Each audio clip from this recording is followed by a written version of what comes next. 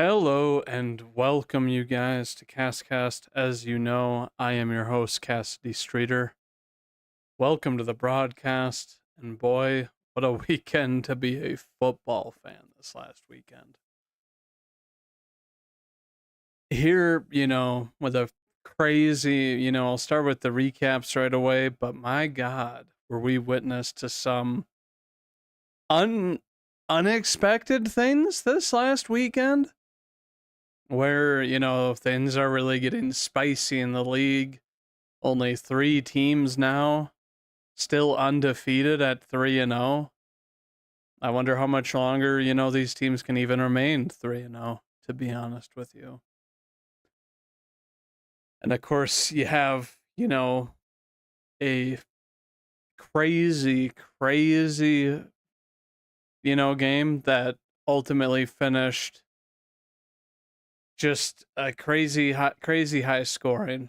And we'll get to that in a minute. But thinking about this, let's just go on with the recap. I'm not going to touch too much on 49ers Giants.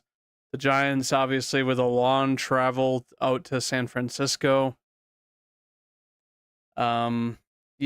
Crazy kind of game early there. They did a really good job of, I guess, limiting Daniel Jones, to be honest with you. No real run game to kind of speak of. Eventually just showing off and showcasing all of the 49ers weapons, even though they didn't have Ayuk playing. Ultimately, the 49ers just game managing so much so that they beat the Giants into submission. That's what I'll say about that. Then we have a game that it's like I wish I had kind of watched, to be honest with you. Colts at the Ravens. My goodness, I did not expect the Colts to really be contenders in this game. Gardner Minshew, making his first NFL start in a while, going toe-to-toe with the Ravens. The Ravens pretty banged up from what I remember my game analysis, but I really didn't think the Colts would be able to contain, I guess, Lamar Jackson or anything like that. But the Colts pulling off a overtime victory with a field goal, 22-19. Definitely not as I called it. A lot of these games, not as I called it last week. Not really going to look into that too much because I did not really see. Titans against the Browns. I think the Titans finally showed that they really aren't that great of a team. I think that the Browns, finally showcasing that they are a team that you really don't want to go up against. They have so much talent. They have so much, they have so many good players. And you just finally see that Ryan Tannehill, really poor job. Derrick Henry no longer able to carry this team. Great run defense by the Browns, which, it's just going to show you that you can bring in some guys like DeAndre Hopkins, and it's just not really going to help your team. Him leading the team in targets with only 3 catches for 48 yards, just not going to get it done without any decent attack. And I mean, the nuts thing is that the Titans were getting after the quarterback. 3 sacks this game, Autry, Al-Shahir, and then Roger McCreary, not even who I would kind of expect to be getting sacks here, with a team that has Jeffrey Simmons on it and Harold Landry. I just think that, they have more prolific players, but you can't just win the league with defense anymore. You've got to be able to win offensively. And I mean, Deshaun Watson with a very accurate game. I was kind of waiting for this. He's the kind of guy that can, not only run, but he's so dangerous because he can pinpoint the ball so easily. 27-33, very, very, very high completion percentage with a good amount of passes. And even the running game didn't seem to suffer very much against the Titans. Pierre Strachan only carrying it 6 times, averaging 4.5 yards. And, Deshaun Watson even had 4 carries for 16 yards. Jerome Ford getting the most carries at 10 for 18 yards, but more so for short yardage situations there. But I think that this team is very well oiled. I think that they have a well-rounded unit, a good tight end with David Njoku. Kareem Hunt not getting that many runs is kind of funny to me, I guess. They seem to be running back by committee, but, when you don't want to risk any more guys to injury, I can kind of see how a team would do that, and especially when you have a number of capable guys. But very well-rounded unit here, and I only expect them to kind of get better as this team meshes with Deshaun Jackson. And of course, Myles Garrett, no mercy against Ryan Tannehill, having 3.5 sacks, 3 tackles for loss, having 4 tackles total. It's crazy that, he didn't have more, I guess, and that most of them were tackle for losses. But, this team constantly getting after the ball with tackle for losses, having a lot going on here. But moving on to the next game, that I really think kind of showed, the strength of the Lions now is that they really showed me that it's like they actually are very stout against the run, showing, that Bijan Robinson and,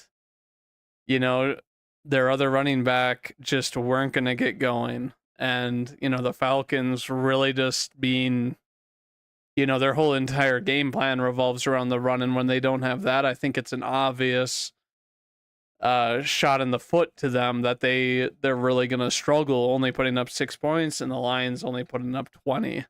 Even so, I think that the Lions, looking at them and this game, I think that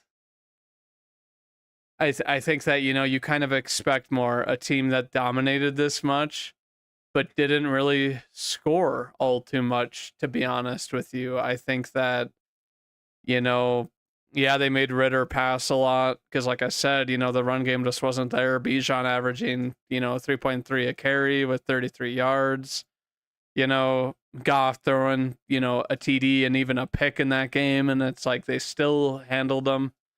Jahmyr Gibbs, who obviously is playing because of the injury to Montgomery, averaging, over 4.5 yards a carry with 17 carries for 80 yards, and then even their other guys, it's like Craig Reynolds and Bam Knight both had over 3.5 yards a carry, but you just can't win as a team if you're getting gouged that much for runs. So they definitely found a recipe. Amon-Ra St. Brown having a very solid game, 12 targets, 9 catches, and over 100 yards. And then you have Laporta, who had a very, showcasing game, having only 1 less target than Amon-Ra. And, Sam Laporta going for 84 yards, a touchdown, and 8 catches. So 11 targets, 8 catches for him.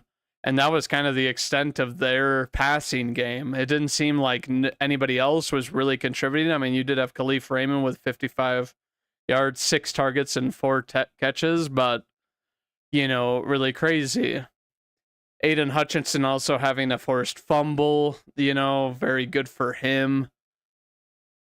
A lot of passes deflected. Desmond Ritter clearly trying to force and maybe not force a lot of balls, but trying to get it in tight windows, even though he had 0 interceptions this game, but no touchdowns and only 201 yards.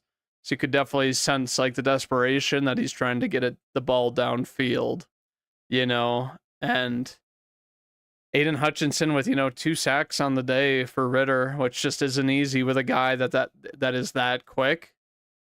So, I mean, very sound victory by the Lions, to be honest with you, which we'll be getting back to, of course, when I talk about the matchup between the Detroit Lions against my Green Bay Packers on tomorrow night for Thursday Night Football. But, yeah, very sound victory for them. I think that Campbell's really doing a good job of coaching these guys. I think the pass defense is still a little sketch, to be honest with you. I don't really... with the young corners that the Lions have, 1 week it can be this, 1 week it can be that. They really aren't like the best unit in terms of the pass, I think they're the 19th best unit in the league. You definitely want to get a little bit, at least a little bit better there, especially against when you're dominating against the run, you're winning the game.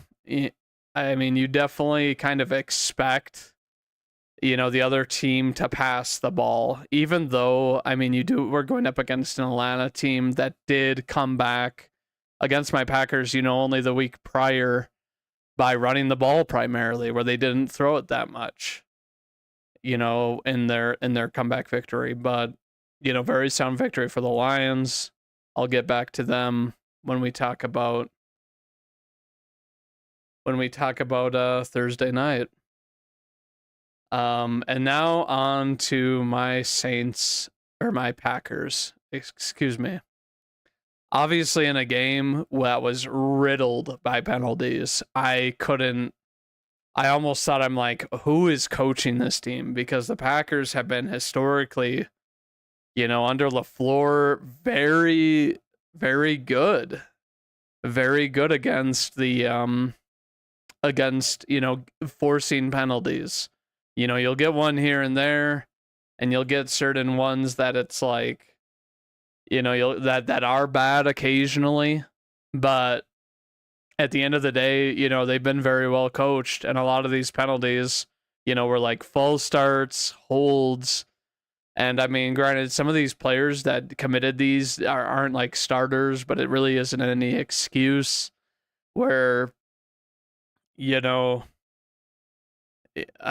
mean, at the end of the game, it's like 11 penalties, on the Packers, and it was over 100 yards by the half.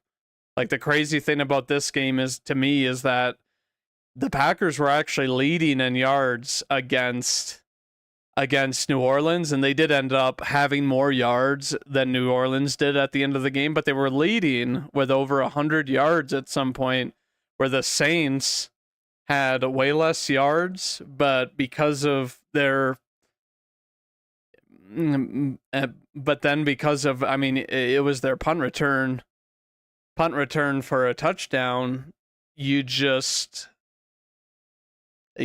got kind of blown wide open, and then it was 17-0 going to the half, which is just crazy. And then it seemed like the offense just couldn't get going even in the third quarter.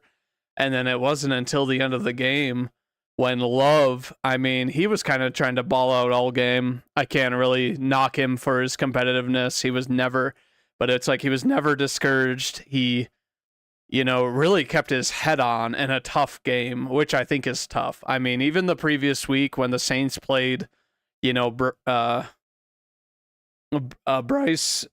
gosh, I'm trying to remember the name of the Carolina rookie, but I think it was Bryce Young. Bryce Young was clearly frustrated, albeit he hasn't been in the league for as long as Love, but this is, both their first seasons in the NFL where they're the guy on their team. And, he was clearly getting frustrated. And they only really got their touchdown because the Saints happened to give up on a play. And, you just get the competitive nature from the Saints, where it's like they're talking during the game how Cameron Jordan, was starting to yell at his team for like, we can't get lazy on defense, essentially for giving up a touchdown, from Young to Thielen in the end zone, where it's like the only reason that happened was because of a very long breakdown of a play, and then Thielen was able to find the open spot and get a touchdown, but in this game, they really defended, our line really defended Love well. I didn't feel like he was under, there was a few times that he did get sacked early on, where it's like, but to me, it's like a lot of those sacks were they came a lot more easily because the Packers put themselves in a hole, and they were always in third and long. And even some of them, they were close to convert. So it's like they just kept on poking and prodding, and eventually, were able to find out. And it's like, I'm not going to lie, when the Packers were going to go for 2, to essentially have, the 11 points, I was like, oh my gosh, I do not agree with this. I'm usually not one of those to like question, I'm not the coach. I, I believe in my team type of thing, but I thought like this is a huge gamble. And it's like, this could have swung the game very easily back into the Saints' favor. It's like, I feel like even without Derek Carr going out with an injury, I thought that Jameis Winston was, he made some good throws, but then he made some that clearly, he was under duress. But then, yeah, Rashawn Gary with a lot of pressure on them. So, crazy comeback win, really showed the resiliency of the team. And I'm not going to mention all the injuries because I think it's amazing regardless. Even if they had those guys, I think it would have been amazing. Don't get me wrong, I don't think it would have been that kind of game like where they're behind by that much, that late in the game. But crazy comeback win. And I'll give it a rest now. Moving on, we have the Texans at the Jaguars. A coming out party for CJ Stroud. I predicted that the Jaguars, who it's like held their own and should have beat the Chiefs the week before. I'll say it, they should have beat the Chiefs. Just with too many missed opportunities. But it seems to me like the offensive struggles for the Jaguars are still apparent. Like this team can't score more than 20 points. They're always in, the vicinity of 15 to 20 points in these games. And the Texans, I wouldn't have guessed this. I think that the Texans did have a good draft. I think CJ Stroud will be a good quarterback for them, but I'm not just going to instantly put them as a winner. Good game, 20 for 30, 280 yards, 2 touchdowns. And then it's like Devin Singletary in the run game, doing very well for 9 carries for 41, averaging 4.5 yards a carry. Dameon Pierce, obviously, for them, being their workhorse back with 14 carries for 31. But yeah, only averaging 2. And then even Stroud able to show his legs with 3 carries for 14. But like, who in the world is this guy throwing to? It's like, people know about Robert Woods. He's been kind of floating around the league. People don't really know too many of these guys on the Texans, which, I mean, gives a lot of intrigue to me. I don't know who Tank Dell is. I don't know Nico Collins. Dameon Pierce is obviously a halfback. Brevin Jordan, John Mechie III. I'm pretty sure a lot of these guys are younger. They can grow together. I guess it reminds me a little bit of the Packers situation. Not many, if you ask people who are the wide receivers on the Packers, many people aren't going to be able to say. They might be able to say Christian Watson, but not many people are going to be able to even say. I feel like people aren't even really going to know who Romeo Doubs is. Even though he's obviously proven he's got a great hands catcher. And a good route runner that the quarterbacks can trust that are throwing to him. But yeah, this is a very intriguing Texans team, and I'll definitely be kind of trying to watch them a bit more when they have games on. I do remember Blake Cashman's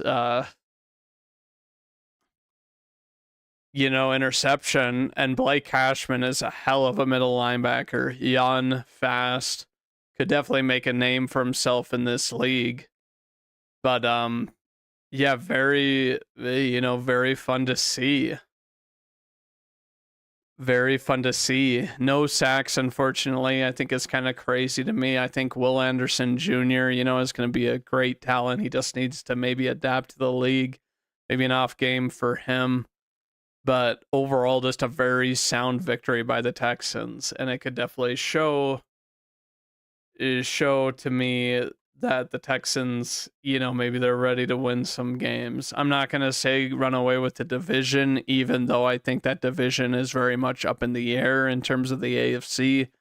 I think that, you could still have the Colts have been, I wouldn't say surprisingly good, but last year, the Jaguars were able to essentially get in, and obviously a stacked AFC, but it's a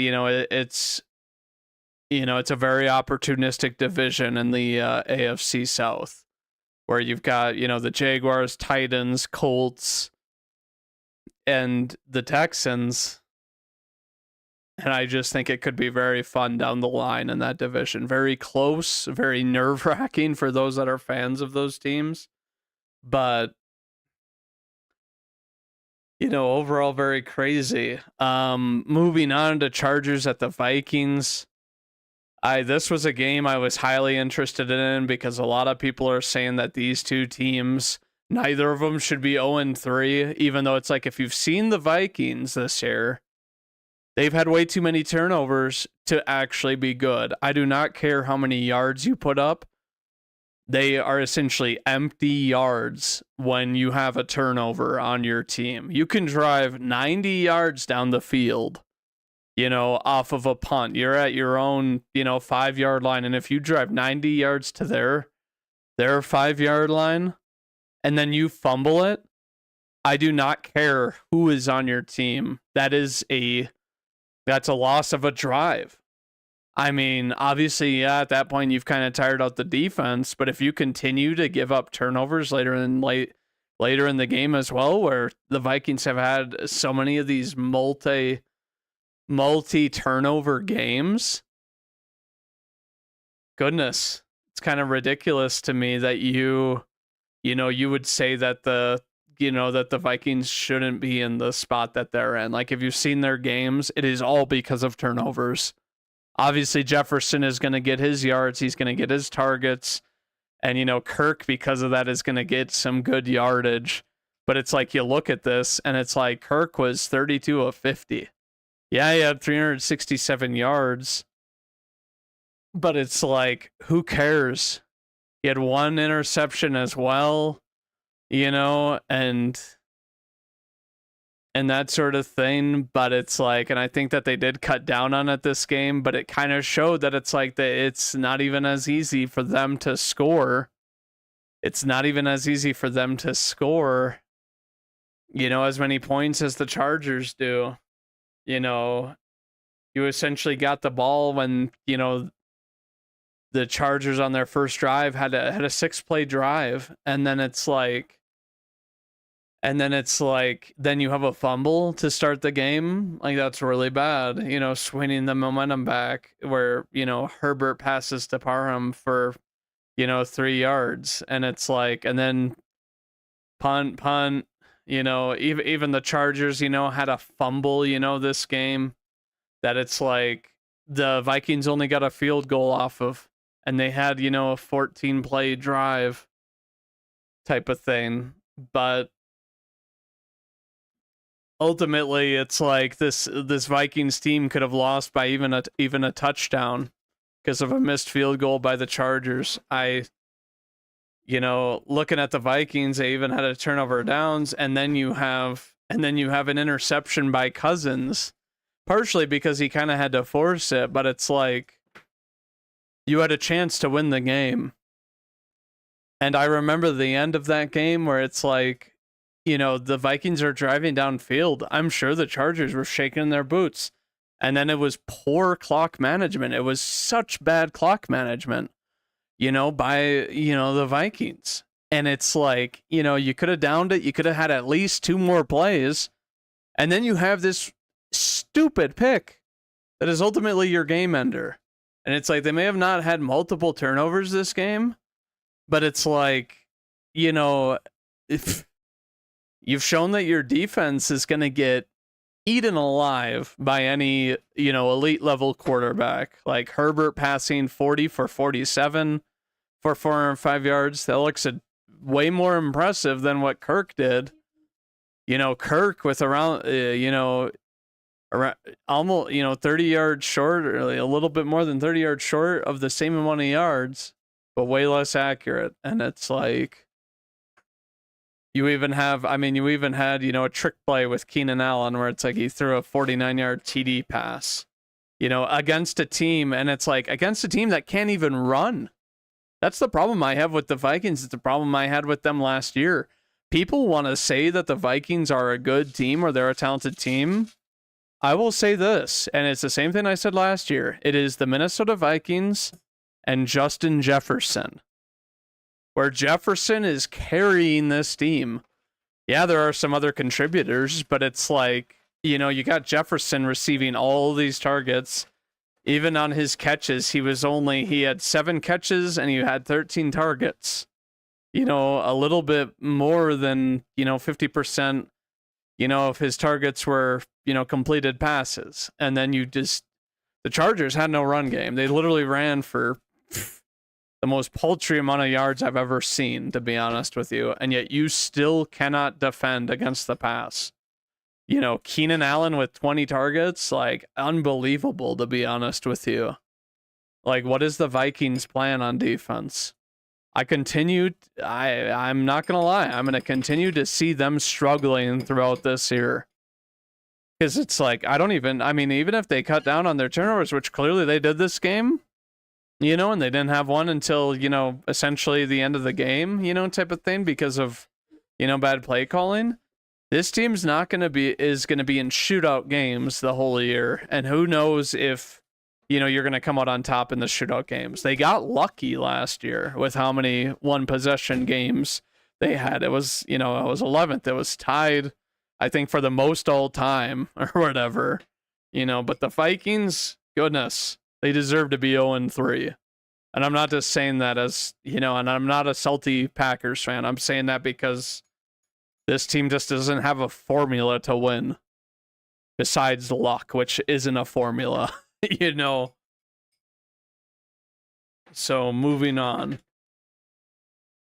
And for people that I want a side note, for people that said that Herbert isn't worth the money, this guy is, throwing 47 passes in a game and having that high of a percentage, even if the Vikings D is that bad, he's proven that he's elite level. And they've had the highest scoring offense the last 3 years, so anybody that says otherwise, it's like, has obviously not seen this guy perform, game in and game out.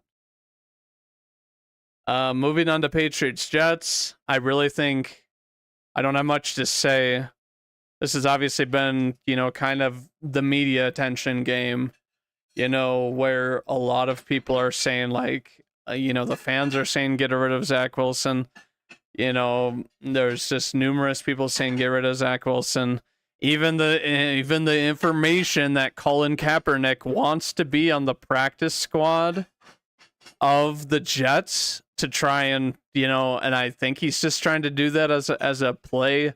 So hopefully he can get signed somewhere. Who knows? It's crazy to me that he's still so determined to get back in the league, to be honest with you. But I guess the interesting thing about it is that they say that Aaron Rodgers is going to be coming back and he's going to be trying to help the team. And I guess, maybe instill confidence in Zach Wilson. Maybe it's the only reason. I'm guaranteeing it's probably the only reason why they're not getting rid of Zach Wilson. Because if Rodgers comes back and he's able to kind of tutor or calm down Wilson and they're able to, start producing on offense, because they have a pretty good offense, then maybe they can salvage the situation. It would be kind of one of the biggest, not in a sense a comeback player to where the fans may appreciate him again, but it's going to take a lot. It's going to take a lot this year to instill faith back in people. And the other thing is it's like even his team kind of had doubts about,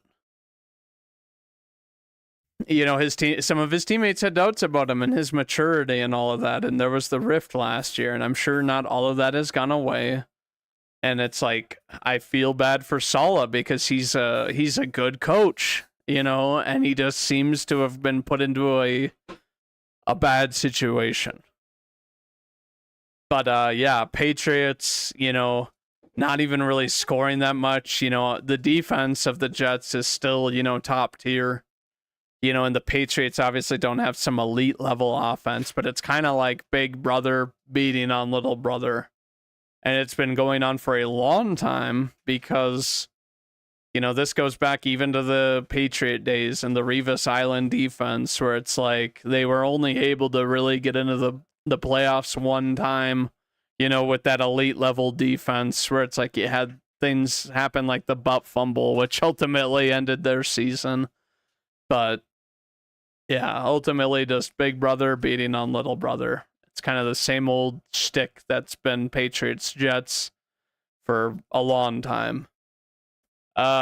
Moving on to the next game, we have Bills Commanders. I think the Commanders, they've been kind of running on fumes. This was obviously their first loss this year, having had a crazy comeback win against.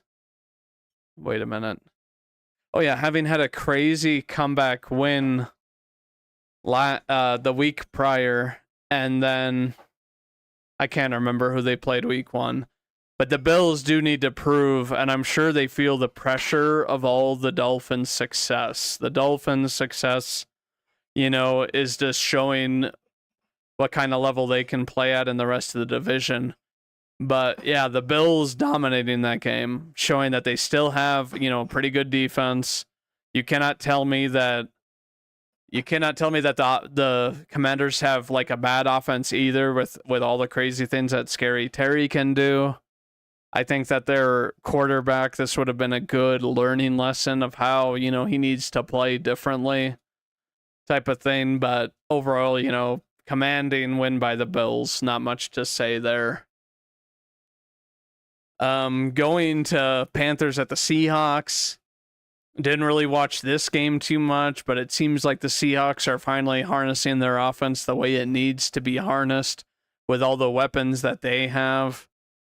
Not much to say other than that. I mean, the Panthers, they really have a good, I don't know what it is, but I thought that their defense would be further along than this, this far, because a couple of years ago I was saying it's like they're adding all these good young pieces and you just don't, and it seems like they've tapered off. Like maybe it's coaching, who knows, but maybe they just don't mesh well with the current regime, which I know they've went through coaching changes here. But Seahawks proven they can still, be a high scoring offense, which doesn't surprise me with all the weapons they have.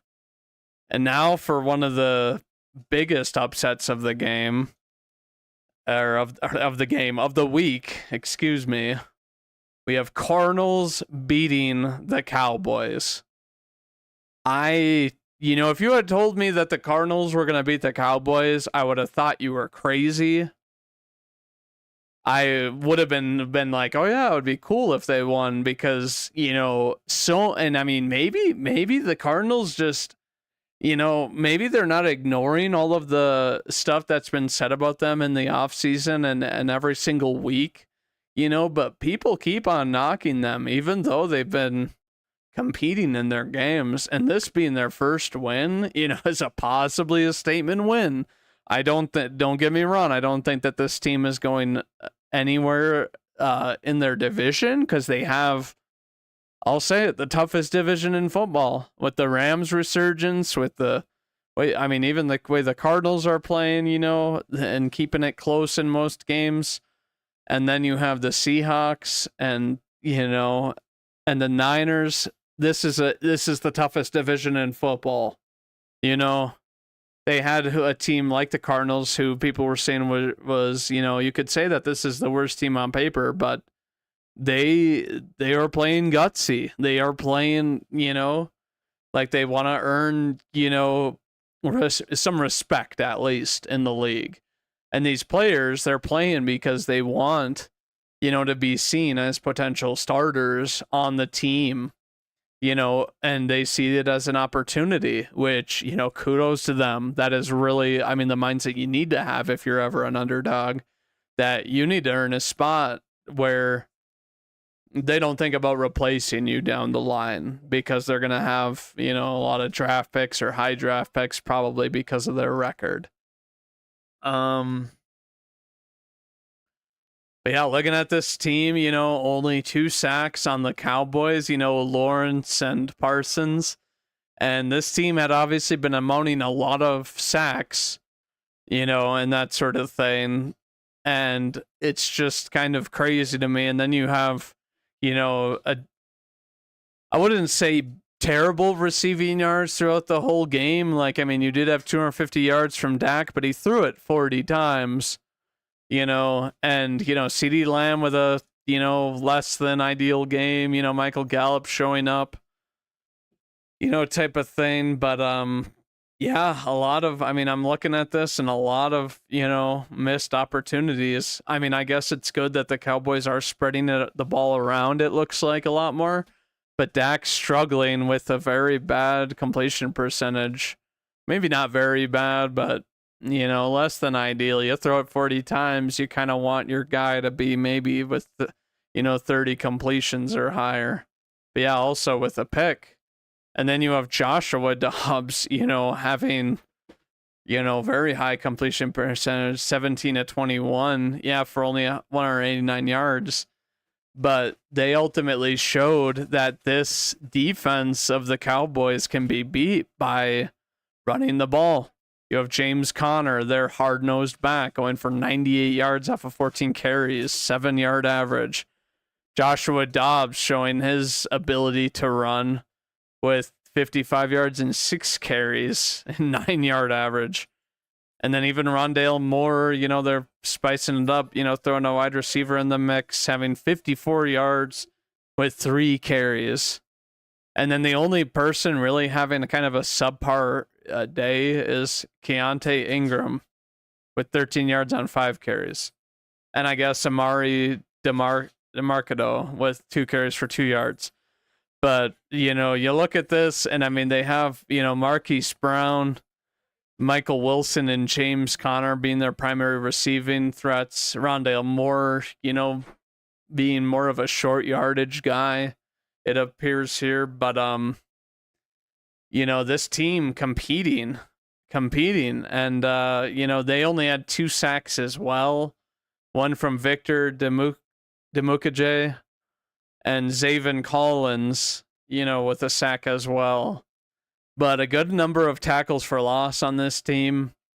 And clearly, Dak, to me, it's like he needs to start performing up to his caliber against these teams that, maybe he's going into it that this is going to be too easy because, I don't know, his demeanor just doesn't match, what his temperament should be at the point in his career. But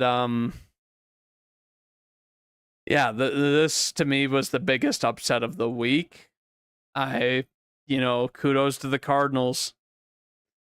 Moving on, we got Chiefs Bears. I'm not really going to talk about this all too much. The Chiefs clearly, who knows if they were starstruck and that motivated them to finally have a high scoring game because their offense was overly dysfunctional. But then again, you're going up against a Bears team that, besides the Jets, they are the next heaviest media tentative team in the league, where it's like, what is going on with the Bears? And clearly whatever they're doing with Fields, trying to change him into a different player, isn't working. I don't think that the Bears would have been ready to win a lot this year if they had kept them the same, just because I think that their defense is still rather young and they're acquiring pieces. I do think that the offense would function a lot better and they could, at least score a respectable number of points a game. If they allowed Fields to scramble or did more bootlegs or just anything that allows him to run. But it's like, who's bent on changing a player? It's like, you literally, the great coaches of the league, I think of Lamar Jackson, and then it's like you have Harbaugh, and it's like he manifested the defense, or I mean the offense, in order for it to operate under a player like Lamar Jackson, not to try and change him and be selfish and only run the offense the way you want it to be run. You need to be, you need to be diligent, and you need to know what your players are comfortable doing at the highest level of the game. I don't even think that that's anything that's, that it should be super obvious, and it's like you've kind of blown it, and it's like the fact that you didn't, you want to tell Fields to play like this and that sort of thing, but then you don't want to draft him protection, where it's like, oh yeah, he's gonna have to deal with this subpar protection and play this way. Ultimately just ruining his career, ruining his chances at greatness, and stripping him of his own opportunity before he even steps on the field. That's all I'll say about that, and that's my honest opinion about the Bears. I don't know what needs to change. I honestly feel like, maybe they need to fire their head coaches or something, because it's like going against the grain of the skill set of why you went for him. Just doesn't make any sense. But moving on, we got the game of the Eagles and the Buccaneers. I think that this proved that the Buccaneers aren't fraudulent, but I think that the Eagles are gaining their momentum to show that they will, that they're going to make offenses suffer, that are one-dimensional. I mean, I think Mike Evans had some great catches. Don't get me wrong, he's still a very talented, gifted player that it's like he's hard to defend. He reminds me of like prime Julio Jones, and I mean even Megatron in a way. Not with as quite the blazing speed, but with the ability to jump, the one-handed grabs, and just his great ability. And he continues to produce, even though apparently he's going to get traded. I don't see it. Maybe he does get traded, but overall, I think that, unless the Buccaneers start to lose, I don't think that he gets traded at all. But yeah, the Eagles really, really showing, that they're still worthy of being undefeated, going against another undefeated team this week. And, kudos to them. I think that, moving on, we have Bengals Rams at the Bengals, on Monday night. I didn't watch the end of this. I'm not going to lie. I thought it looked a lot better than it was going to be. I thought the Rams were going to beat the Bengals because the Bengals have just been cold this year. And I mean, the thing about the Rams is that they've played well. Obviously they had, they were 1-1 going in, but I think that the Rams are definitely better than the record. They've just happened to go up against some of the tougher teams, in the league at this point, including the 49ers.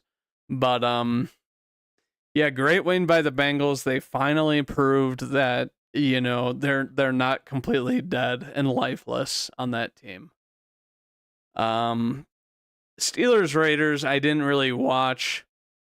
The Steelers are slowly proving, I think, that they have the talent to limit, a team like the Raiders. I think Devontae Adams still got his catches, still got his yards, and now he's disgruntled with the Raiders. Which, I'm not going to lie, I kind of agree with it. The Raiders kind of went behind his back, getting rid of his friend, Carr. Carr's been having success with the Saints, too. We'll see how he does with his injury, but, crazy to me that you have a guy like Devontae, and he has 172 yards off of 20 targets. Still proving he's one of the best with 2 TDs. And you can't really get anybody else besides Jacoby Myers involved in the offense. Like, it's just crazy to me, and especially, I mean, you drafted Michael Mayer, who was apparently the most immediate, to replace your former tight end. and he's just not doing anything. But yeah, crazy that they only got 18 off of the 2 scores, and then Pittsburgh, Kenny Pickett kind of settling in a little bit, but gouging the Raiders on the run game. Everybody between, upwards of 3.4 yards a carry, and running back by committee on their team. But really showing that they have, a good running attack as well as a good receiving attack, where it's like you have, reliable tight end with Freiermuth. Allen Robinson seems to be, doing better on this team than he did on the Rams last year.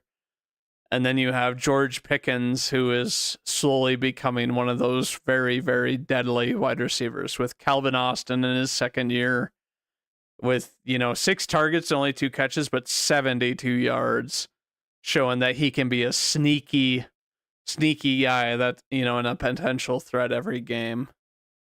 TJ Watt, 2 sacks, 2 tackles for loss, showing his presence always. But yeah, this Raiders defense to me is really bad. And the fact that like Jimmy Garoppolo threw 3 picks, kudos to the Steelers because they're a very unforgiving and well-coached team and defense. But yeah, nuts to me that you have, Levi Wallace with 2, Patrick Peterson with 1, 2 very wily vets, making Garoppolo pay for, bad mistakes. I think that, the Raiders, this was a more than winnable game. And I just don't expect that from a guy like Garoppolo. It's like you're always been a QB that, you may not always win the game for your team, but you sure as hell don't make them lose, the game. So crazy to the Steelers. And now moving on to the game of the week that I, need to talk about, that everybody has talked about. You guys know what game I'm going to be talking about. I am talking about the Dolphins and the Broncos. Crazy game by the Dolphins. They even had they had more than a chance to go and score the highest ever in a game. They only needed, get this, you guys, they only needed 50 minutes to score 70. There was like 10 minutes left against the Broncos where they had 70. Or it was something like that. Some crazy thing. And the Broncos, Sean Payton. I remember, all of these guys. All these people, here I live in Colorado, people. Well, I guess, no, they didn't. Okay, I guess I'm kind of mistaken. Maybe it wasn't, with 10 minutes left, with the thing. But it's like you had, you gave up this crazy number of points. To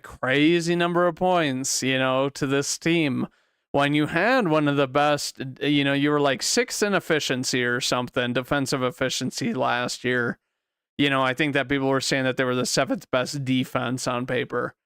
And I argued last year that they arguably could have been the best defense easily if they didn't have an offense that was literally a whoopee cushion the whole year. A joke. A team that couldn't score like more than 18 points. Russell Wilson, let's pay him all the money. Give him his own offense. Let's ride. All of that mumbo jumbo. What a bunch of hoo-ha. And it's like, and then Sean Payton this offseason. I think that had to have been one of the worst. Coaching jobs in NFL history. And you've made the team worse. They're worse than they were last year. I do not care that they scored 20 points. It's like, who cares? This was the freest win, since, 1966? And then the Dolphins, it's like, it's so ironic that one of the coaches, they asked him and they're like, why didn't you kick a field goal to have the all-time most points? And they were like, oh, well, we didn't want to bully the Broncos. What a joke. You could have stopped bullying this team at 40 some points. You could have started just kneeling the ball down, at probably like 40 some points. And it's insane to me. Oh, goodness. What a joke. What a joke. And then the crazy thing about it is it's not even the passing game. Sure, Tua had a good game. I'm not taking anything from Tua. Yeah, super high completion with 300 yards and 4 TDs. Like, yeah, that's a stat line that if you had that every Sunday, you'd be happy. Yeah, you would be considered elite level Hall of Fame, type of quarterback. And it's like, no disrespect to Tua, but it's like, it was the run game. It was the run game of this team that, like, essentially made it impossible for the Broncos to defend. It's like everybody, the only player to have negative yards was the knee from Mike White. And then you have the lowest average from Raheem Mostert, 6.3 yards, off of 13 carries, 3 TDs, and Achane, over 11-yard average, and Christopher Brooks, over 7.3 yard average. And all of this without your second receiving threat, Jalen Waddle, because they were like, we probably don't need Waddle. They were like, we don't need Waddle against this team. Or I'm pretty sure he was still in concussion protocol or whatever it was. I'm trying to remember. I think that they were playing it safe with him or something, to be honest with you. But it's like, oh yeah, let's just have, we only need the cheetah, right? The cheetah, he's going for 2,000 yards this season. And Tyreek Hill, I don't think is this type of guy, but he seems like the type that would maybe say, like, I wish I had gotten more yards in this game, But yeah, they really spread the wealth in this game. And it's like, what are you gonna do? What are you gonna do as the Broncos when it's like your punt, touchdown, field goal, fumble, field goal, punt, fumble, interception, punt, touchdown, and then it's a turnover on downs? Like, what do you think you're doing? You think that you're competing to try and win or make the game look more respectable? I don't care if you scored 49 points. Nothing about this looks respectable. But goodness, what a bashing. And I'll tell you guys, we probably won't see another game like this for a while. Unless it's from the Dolphins. Who knows? But yeah, goodness. It's almost like karma came and bit Sean Payton in the butt, because you're looking like the biggest fool in NFL history right about now, being 0-3, having already lost 2 games at home, and then you go up against, one legit team. Like, I think the Broncos, their schedule, they lost against the Commanders, in a comeback victory, giving up a ton of points in that game, where it's like they had the lead, and it's like their offense looks better. But it's like, how much can you say their offense looks better when one of the touchdowns that they got was in, like, the biggest garbage time you've ever seen? But yeah, no, screw the Broncos. I'm not going to lie. I think that they are very overhyped, and I think that they have been overhyped. And I hate it when people say that, like, and last year, it's like everybody wanted to blame Nathaniel Hackett, saying he was the reason for all of their sorrows. And it's like, it's not like the QB didn't throw, like Russell Wilson didn't throw, game-losing interceptions, where he essentially looked like, Kirk Cousins or Dak in the last game of the Cowboys last season in the playoffs, or any of these other guys. It's like, or even Jimmy Garoppolo this week, where it's like they ultimately threw threw the game away, multiple times last year. Sorry, I seem to be roasting them a lot harder, but I'm not going to lie. It was painful for me for everyone to go after Hackett last year and act like he was the only problem when it's like you gave Russell Wilson essentially the keys to the team, the dude at an office. And then he went behind Hackett's back. As far as I'm concerned, you have to have been like a bona fide Hall of Famer for like over 10 years, where it's like there's no questioning your intelligence of the game, but Russell Wilson has went against that, and I just don't see it getting any better. The Broncos are essentially in turmoil. I mean, they traded picks away for Sean Payton. Remember that. But other than that, we are now done with our recap. Moving on, we are going to talk about the Green Bay Packers at Lambeau Field hosting the Detroit Lions for Thursday night. The interesting thing about this game to me is that they do favor the Lions, which, the crazy thing is that depending on which you look at, the Lions are either 1.5 point favorites or 1 point favorites. And they say the odds are, Packers have a 47% chance of winning, whereas the Lions have 53. So they say it's going to be neck and neck. I don't want to completely say otherwise, but I do think that the Lions, because they've been playing at full strength this year and the Packers have had some unknowns where it's like, I mean, even in the last 2 games, you have had Aaron Jones not playing, who's a big part of the offense and even showed that week 1, in the victory against the Bears. And then you've also not had Christian Watson playing because his hammy has apparently been, bugging him and keeping him out of the games. And I'm sure that the coaching staff of the Packers really want him to be fully healthy before he comes back because, he had kind of hammy issues last year, if I remember correctly. And then the crazy fact of it is that, people blaming Bakhtiari. They're like, are you really not playing? Was it because it was on turf? And it's like, oh, you're really questioning this guy's competitive nature, as one of the best left tackles in the game for the last 10 years. It's just astounding to me, and it's like people will feed off of any clickbait they see on the internet nowadays, which I don't subscribe to.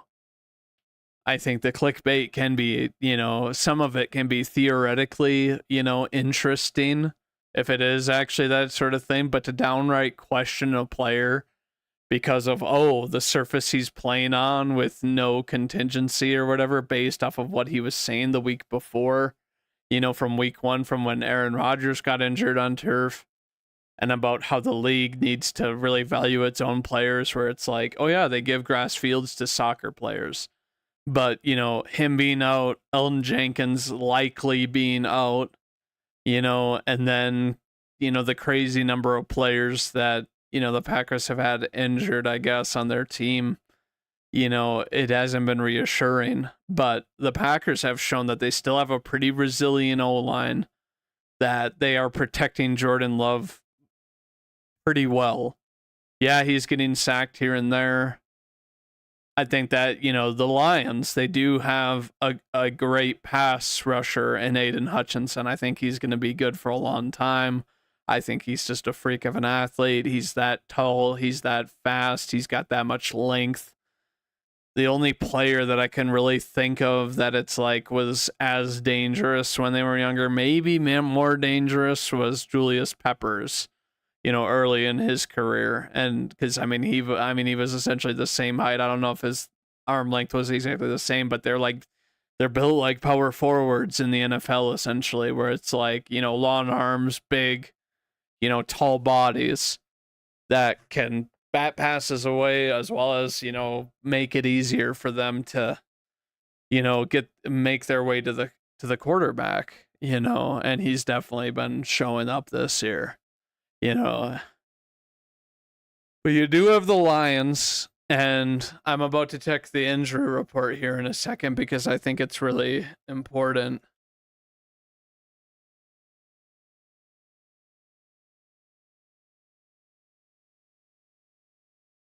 But I know that they were kind of banged up, and there was theoretically, it was kind of theoretical, of who would play last week. But obviously, they had Amon-Ra St. Brown playing, even though he was on the injury report last week. David Montgomery, didn't play last week, and they obviously signed him because they want to have a running back by committee on that team. And he still has his thigh injury, with limited practice on Monday and Tuesday, what they've said. I guess they still haven't released what Wednesday is. Yeah, and this is on the Packers website. So Jair Alexander, limited practice. Participation reports are an estimation. So yeah, it was a walkthrough on Tuesday. Obviously, the Packers are kind of banged up. Today would be the day when they would have had a full practice, and I guess I wonder if they're, I'm about to check just NFL.com, to be honest with you, and see what's going on there.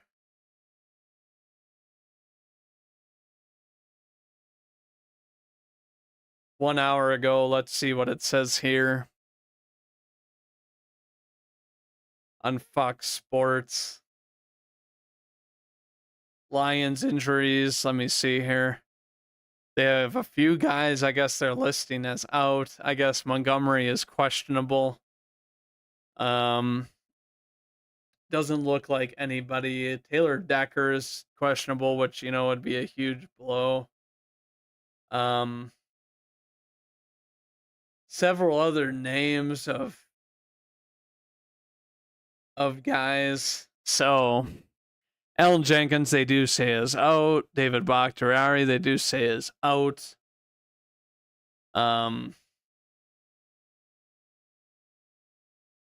St. Anderson being out isn't crazy. Aaron Jones, they say, is questionable. Christian Watson, questionable. And Zach Tom, the three big injuries to the Packers, because Zach Tom has been coming in and playing.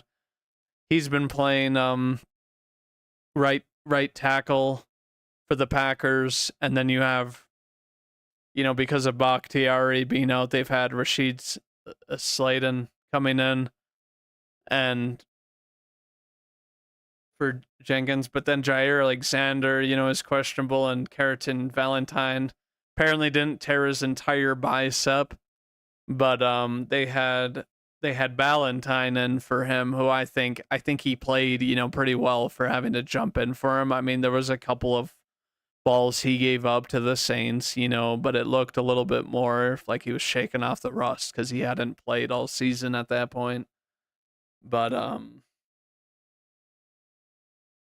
interestingly enough, I guess here they say that Detroit holds it 3-2 in the last 5 matchups. Obviously, the Packers, last year we were swept by them. Interestingly enough, we've racked up 113 points, while Detroit has posted 109 in the last 5 head-to-head contests. But this looks like a game where it's like both teams are going to be healthy. It is at Lambeau Field. I think that the people at Lambeau are going to be a lot more pumped for this than they would have against the Saints. Not to say that they shouldn't have been pumped for opening day, but I think that when you're talking about, this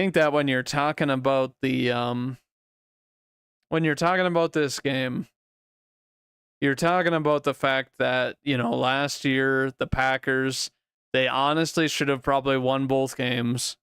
There was some play calling and some stuff that happened that just didn't go in the Packers' favor, and some oddball stuff. But I think that, last year you could you could largely say that because of Rodgers' thumb and his ability to throw the ball, that he was compromised. I honestly, at this point, I would have wished for them to put in Love last year, just to kind of get a taste, because I mean, a lot of people were saying it at the time, but a lot of people don't understand that it's like, maybe the Packers didn't know whether or not they were going to move on from Rodgers, at that point in the year. And it's like, if you're still playoff contenders, even with how slim it was for the Packers, you stick to your guns, what you know and trust. And I mean, but if you put in Love in those games, I wouldn't say there's no doubt in my mind that it would have been, the Packers on the right side of the scoreboard, but it probably would have been more competitive because Rodgers just didn't look right. And some of his balls were just bad last year. And they say that, that thumb and the throwing motion and the fact that Rodgers was saying that it wasn't affecting him is just crazy to me. Like, anybody who has watched him for his whole career knows that there's no way he would have been a Hall of Fame QB playing like he did last year with a thumb injury on his throwing thumb. But I expect a game, where, the Packers potentially are getting after Goff quite a bit. Seems like their O-line is somewhat banged up. It does seem to me like Goff did throw. It did seem okay. It did seem to me like Goff, they were able to get after him more last week. Sure, they have a really good O-line, but it did seem like they were going to be able to get after him. And I do think that the Packers pass rush this year is, even only 3 games in, you could say is elite, with Rashawn Gary playing the way he has, and it's been on such a limited snap count, which, who knows, maybe that's keeping him more fresh, but he is coming off an ACL, and, in good time as well, because it wasn't until, like late last year where he was injured with that ACL tear. But yeah, he seems to have come back maybe even better, which is nuts to say, because he was already, one of the great young talents in the league alongside, I mean, maybe not as good as Bosa, not as good as Parsons, but he's still in that upper echelon tier where it's like he's as good as Max Crosby, Brian Burns, and some of these other guys that have just always been very sufficient, and he's still pretty young. And then, I mean, of course, Lucas Van Ness, I think they need to get him out on the field more, because every time he's on the field, he's putting good pressure on the quarterback. If not, I mean, getting to him at, and at some points, and it's really shown that it's crazy to say, but it's like he seems to be almost as athletic as Gary.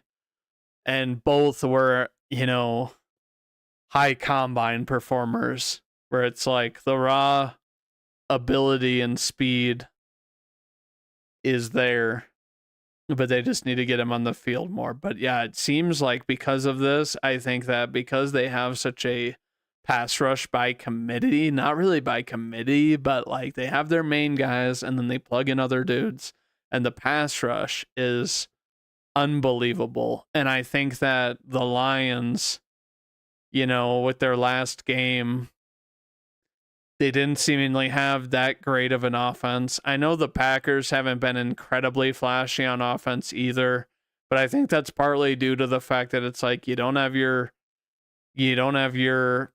star talent running back who can do so many things, and then you don't have your guy who can break through the top of the defense like Christian Watson. And I also think that it's like Watson, is also one of those players that's especially gifted, because even, when they were playing the Eagles last year, had a short slant route that ultimately he was just able to beat guys around the edge. So he's just got the rare ability where he's got such speed, such length, such size that he can get around the edge. And I think that once he's finally playing and is fully healthy, which I think that they've been waiting on to make sure he's fully healthy. Like I do actually believe that he could have went against the Saints. There's no way to know that for certain, but obviously the Packers, if they planned on, having him out for, a set amount of time because the injury just wasn't going to be coming back, they would have put him on IR probably, where the earliest he would have returned would have been next week after this one, from the first 4 games. But ultimately, I think that the Packers defense has kind of shown they have something to prove. It's the first primetime game of the season. And I think that the team was overall kind of jittery. And that's why they were committing so many penalties in this previous game. Because otherwise, I do think that they would have scored a lot more, and they would have had, more opportunities to stay on the field. Because the crazy thing about it is that they ended with more time of possession than the Saints at the end of the game. And they weren't doing bad in the time of possession department in the first half. I think barely trailing the Saints type of thing. And I do think that the Saints have a better defense than the Lions, and I'm not going to say the rivalry part of it always scares me because these games, sometimes they can go either way. But when you have two teams like this, and especially because both teams are vying for being 3-1 and both potentially leading the NFC North after this game, I think that it's crazy to say that one team is going to win over the others, but that's another reason why it's only a 1.5 point, favor for the Lions. And I do find it interesting that they are saying Lions here. I think that the Packers, if they bring even Aaron Jones and Watson back, if they come and play this game, I think that this is a very good passing attack that could really, expose the Lions' pass D, because their pass D hasn't been the greatest this year. And the crazy thing about it is that it's like Showtime. I've learned that it's like you can't even, if he plays, you can't count out for, this sort of thing. And I do want to say that because it's at Lambeau, I think that the Packers will win, because the Lions aren't going to have that home field advantage like they had this last week. And I think that with all the guys playing, finally the offense being able to operate the way that it is, because, LaFleur is going to be able to do some things different. Obviously, they've had some guys on some deep routes, but overall, I think that if you have Musgrave, Watson, Dobbs, and then Showtime on the field, it's going to be too many weapons for the Lions to deal with. And the only thing barring against that is if they can get to Love a lot, which Love's been protected very well this year. Even the Saints, it's like the Saints were getting after quarterbacks week in and week out, and they did do it a couple of times in the first half.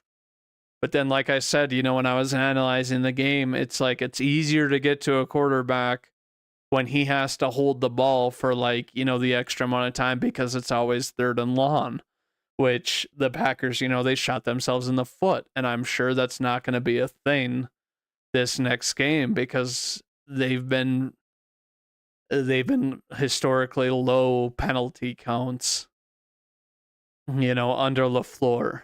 And the Packers, we don't commit a lot of penalties. But the Lions, if Jair comes back, I do think that the secondary was playing pretty scrappy. I do think that the run D can hold up against their running attack if their line is banged up, because they do have a pretty good O-line. But I think with, how good our pass rush is, I think that I think that I mean it's like even because I mean even with the way the Falcons were, even with the way the Falcons were and their good O line, they ultimately had to resort to running it all the time because our pass rush was too good for them. And I think that they definitely have had the best pass rush of any, or I mean, O line of any team we've played. Because obviously the Bears don't really have a good O line. Um, and you know, then that the Falcons do. And I mean, I wouldn't say the Saints O line is anything to, you know, discredit really completely. They have a few good guys, you know, on that O line that allow them to run, allow them to do a plethora of things, showing the high skill there. But the Lions, I personally think that they're going to have a hard time protecting Goff. And I do think Goff is the least mobile of the quarterbacks we've played so far. Obviously, Derek Carr isn't very mobile, but it's like we've already went against, you know, Fields, Ritter, who both can run and have great speed. But I think that our pass rush is going to be able to get to Goff consistently. And I think that they are going to run some things to slow down Aiden Hutchinson because he was, you know, a game wrecker last year in the close games of Packers versus Lions. But trying to think of a score here to think of, you know, of what to put on this game. I think that the Packers will win, and I think it'll be a score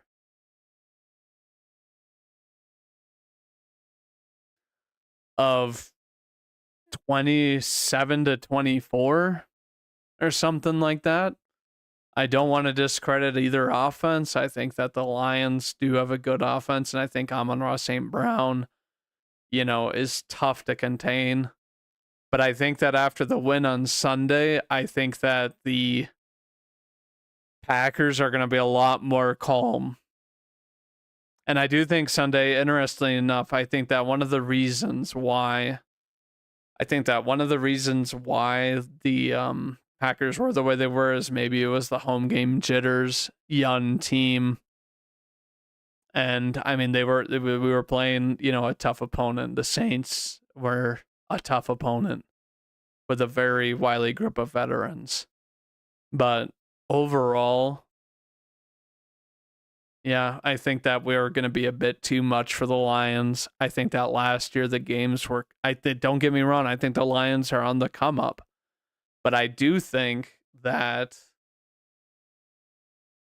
the Packers have been playing a lot better than people give them credit for. And I think that the Lions I don't think that they have the pass defense. I'm just going to say it. Whereas the Packers, you know, we've been getting gouged a little bit, but overall, I think that like our pass rush and the way that is I think that we're going to be able to get after Goff and we're going to be able to make it very hard on him. And especially with the home crowd behind us. So yeah, Packers 27, Lions 24. That is my prediction. But you know, if you chose to be here and listen to this edition of Cast, I want to thank you very much. I'll catch you guys next time. It'll more than likely be Saturday because I don't think that I'm doing anything like last week. I don't think I'm going to do a game analysis just because I kind of want to watch it, enjoy myself, eat some food during the game. But yeah, as always, thank you for watching this edition of Cast. And I'll say this, go Pack, go.